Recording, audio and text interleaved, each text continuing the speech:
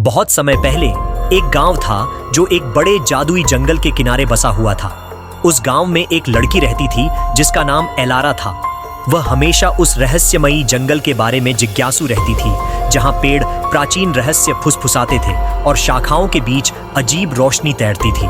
गांव वालों ने उसे वहां न जाने की चेतावनी दी थी, लेकिन एक शाम जब सूरज क्षितिज के नीचे डूब रहा था, उसे उस जंगल में जाने का एक अद्भुत आकर्षण महसूस हुआ।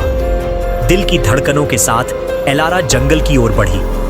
वहां की हवा में जादू था और उसके हर कदम से अज्ञात जीवों के गीत गूंजते से प्रतीत होते थे।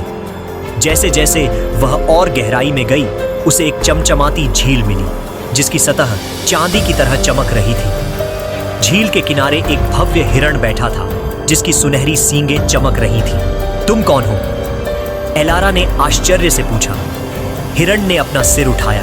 उसकी आंखों में ज्ञान की ज्योति चमक रही थी। मैं इस जंगल का रक्षक हूं, उसने कहा, और यह झील उन लोगों की इच्छाएं पूरी करती है जिनका दिल पवित्र होता है। एलारा आश्चर्यचकित हो गई। उसने अपनी आंखें बंद की और एक इच्छा की कि उसके गांव को सर्दियों की कठोरता से बचाया जा सके, जो अक्सर उनकी फसलों को नष्ट कर देती थी। जब उसने अपनी आंखें खोली तो हिरण गायब हो चुका था, लेकिन उसके चारों ओर का जंगल एक नई उज्जवल ऊर्जा से चमक रहा था।